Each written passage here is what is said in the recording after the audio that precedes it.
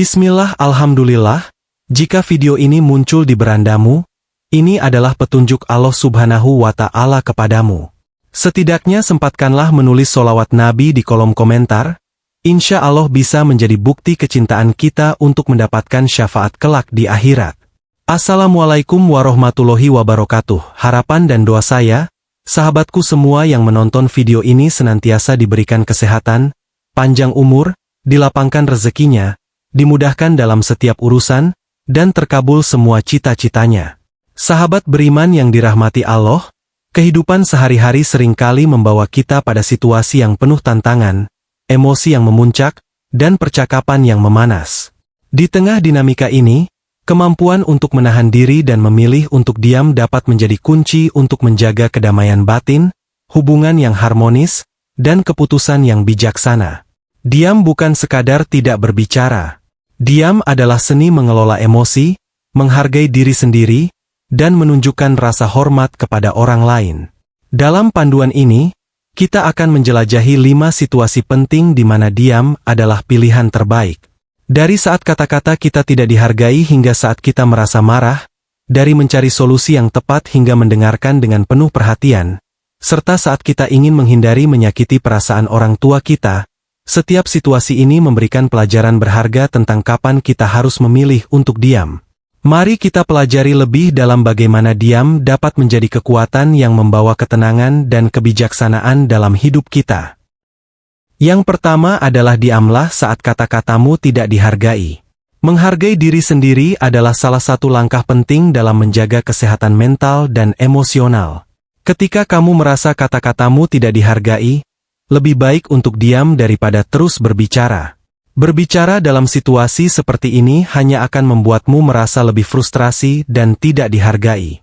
Diam bukan berarti menyerah atau tidak punya pendirian, melainkan cara untuk menunjukkan bahwa kamu cukup menghargai dirimu sendiri untuk tidak terlibat dalam percakapan yang tidak produktif atau merugikan. Dengan diam, kamu memberikan waktu pada dirimu sendiri untuk tenang dan mempertimbangkan respon yang lebih baik. Mengapa kata-kata kita bisa tidak dihargai? Ada beberapa alasan, mulai dari perbedaan pendapat yang tajam, suasana hati lawan bicara yang sedang tidak baik, hingga ketidakmampuan mereka untuk benar-benar mendengarkan. Dalam situasi seperti ini, kita seringkali merasa tergoda untuk terus berbicara dengan harapan pendapat kita akan akhirnya didengarkan. Namun, seringkali hasilnya justru sebaliknya. Kita semakin frustasi dan perasaan tidak dihargai semakin mendalam. Diam dalam situasi ini memberikan banyak manfaat. Pertama, kita memberikan diri kita kesempatan untuk merenung dan menilai apakah percakapan tersebut layak untuk dilanjutkan. Jika tidak, kita bisa memilih untuk meninggalkannya tanpa perasaan bersalah. Kedua, kita menjaga kesehatan emosional kita. Berbicara terus-menerus dalam situasi yang tidak kondusif hanya akan menguras energi dan emosi kita. Dengan diam, kita menjaga ketenangan batin kita dan tidak terjebak dalam lingkaran emosi negatif. Selain itu, diam juga bisa menjadi sinyal yang kuat bagi orang lain. Ketika kita memilih untuk diam, orang lain mungkin akan mulai menyadari bahwa mereka telah melewati batas atau tidak menghargai kata-kata kita. Ini bisa mendorong mereka untuk lebih introspektif dan mungkin mengubah sikap mereka di masa depan. Diam, dalam hal ini, bukan berarti kalah, melainkan cara yang halus namun kuat untuk menunjukkan bahwa kita menghargai diri kita sendiri dan tidak akan menghabiskan energi untuk percakapan yang tidak produktif. Dalam jangka panjang, dengan menerapkan sikap ini, kita akan semakin mahir dalam mengenali situasi di mana kata-kata kita tidak dihargai dan belajar untuk mundur dengan elegan. Kita akan lebih selektif dalam memilih waktu dan tempat untuk berbicara, serta lebih bijaksana dalam menanggapi berbagai situasi. Pada akhirnya, kita akan mampu membangun hubungan yang lebih sehat dan saling menghargai dengan orang-orang di sekitar kita. Situasi yang kedua yaitu diamlah saat kamu marah. Marah adalah emosi yang sangat kuat dan seringkali sulit dikendalikan. Ketika kita marah, otak kita cenderung bereaksi secara impulsif, dan kata-kata yang keluar seringkali tidak terkontrol dan dapat menyakiti orang lain atau menimbulkan penyesalan di kemudian hari. Oleh karena itu, saat merasa marah, lebih baik untuk diam sejenak. Ini adalah langkah penting untuk menghindari situasi yang dapat memperburuk keadaan dan menjaga hubungan kita dengan orang lain. Marah adalah reaksi alami manusia terhadap situasi yang dianggap mengancam atau tidak adil. Ketika marah, tubuh kita mengalami berbagai perubahan fisiologis seperti peningkatan detak jantung, tekanan darah, dan kadar adrenalin. Ini adalah bagian dari respon fight or flight yang bertujuan untuk mempersiapkan kita menghadapi ancaman. Namun, dalam konteks sosial, respon ini bisa menjadi bumerang jika tidak dikelola dengan baik. Salah satu alasan penting untuk diam saat marah adalah untuk mencegah kata-kata yang menyakitkan atau tindakan yang akan kita sesali nanti. Ketika marah, kita cenderung mengatakan hal-hal tanpa berpikir panjang, yang bisa merusak hubungan kita dengan orang lain. Kata-kata yang keluar saat marah seringkali lebih tajam dan menyakitkan. Dan meskipun kita mungkin tidak benar-benar bermaksud demikian, dampaknya bisa bertahan lama. Mengambil waktu untuk diam saat marah juga memberi kita kesempatan untuk menenangkan diri. Ada berbagai teknik yang bisa membantu, seperti menarik napas dalam-dalam, menghitung sampai 10, atau berjalan-jalan sejenak. Teknik-teknik ini membantu menurunkan respons fisiologis tubuh kita, dan memungkinkan kita untuk berpikir lebih jernih. Dengan menenangkan diri, kita dapat merespons situasi dengan lebih bijaksana dan menghindari konflik yang tidak perlu. Selain itu, diam saat marah juga menunjukkan kedewasaan dan kontrol diri. Ini adalah tanda bahwa kita mampu mengendalikan emosi kita dan tidak membiarkan emosi menguasai tindakan kita. Orang-orang di sekitar kita akan melihat ini sebagai sikap yang dewasa dan penuh tanggung jawab. Dan ini bisa meningkatkan rasa hormat mereka terhadap kita. Ada juga manfaat jangka panjang dari mengembangkan kebiasaan diam saat marah. Dengan praktik yang konsisten, kita bisa belajar untuk mengelola kemarahan dengan lebih efektif, mengurangi frekuensi dan intensitas ledakan amarah, dan membangun hubungan yang lebih harmonis dengan orang-orang di sekitar kita. Kita juga bisa menginspirasi orang lain untuk mengadopsi pendekatan yang sama dalam mengelola kemarahan mereka. Penting untuk diingat bahwa diam saat marah bukan berarti mengabaikan masalah atau menyembunyikan perasaan.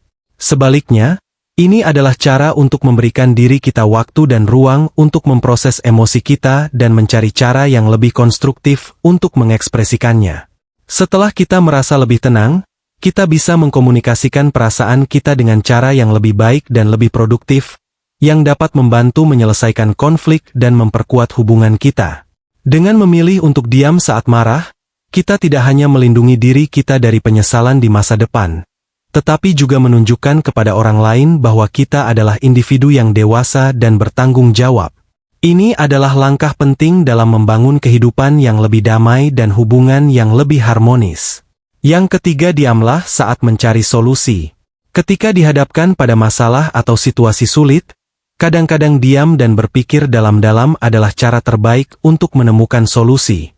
Bicara terlalu banyak atau tergesa-gesa dalam memberikan pendapat bisa mengaburkan pikiran dan menghambat proses pemecahan masalah.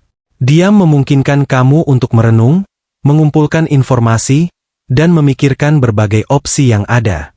Dengan fokus dan konsentrasi, kamu akan lebih mudah menemukan solusi yang tepat dan efektif.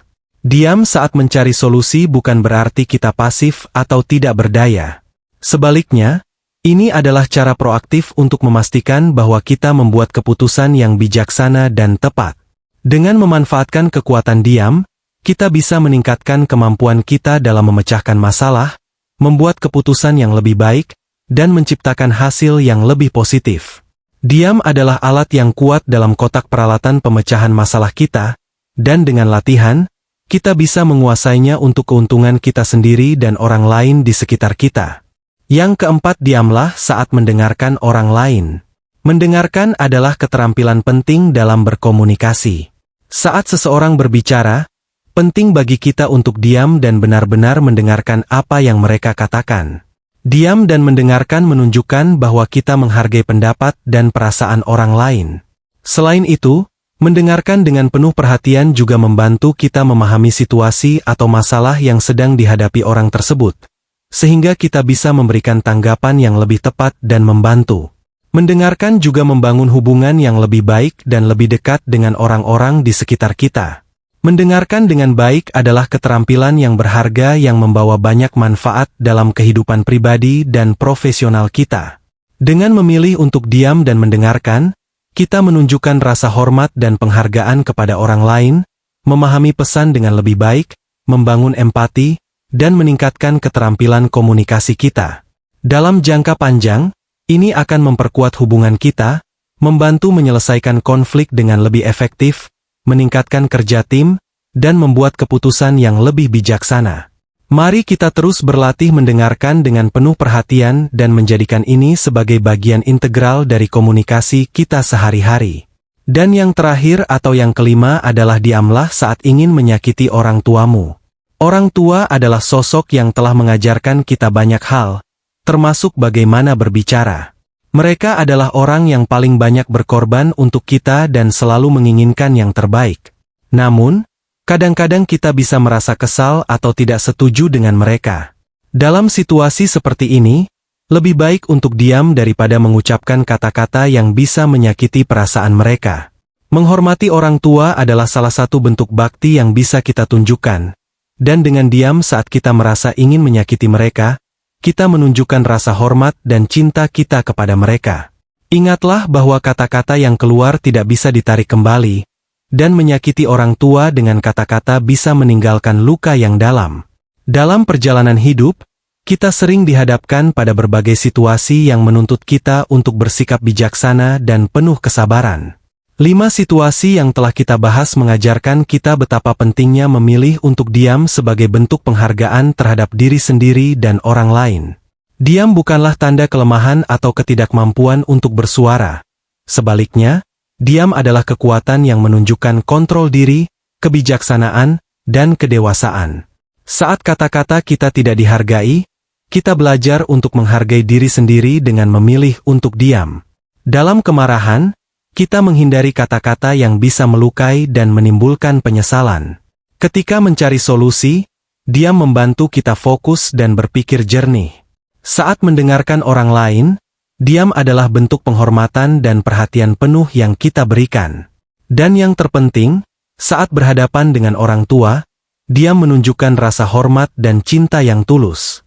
Melalui diam, kita menemukan ketenangan dalam diri kita sendiri dan menciptakan harmoni dalam hubungan kita dengan orang lain. Kita belajar bahwa tidak semua situasi membutuhkan respons verbal dan bahwa seringkali, kekuatan sejati terletak pada kemampuan kita untuk menahan diri. Diam memberikan ruang bagi kita untuk merenung, memahami, dan bertindak dengan cara yang lebih bijaksana dan penuh kasih.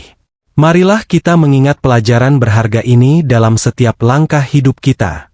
Dalam menghadapi berbagai tantangan dan situasi, biarkan diam menjadi sahabat kita yang setia. Dengan demikian, kita tidak hanya menjaga kedamaian batin kita sendiri, tetapi juga menciptakan lingkungan yang lebih harmonis dan penuh pengertian. Semoga dengan memilih diam dalam 5 situasi ini, kita dapat menjadi pribadi yang lebih baik, lebih bijak, dan lebih damai dalam menjalani kehidupan ini. Demikian yang dapat saya sampaikan. Wassalamualaikum warahmatullahi wabarakatuh.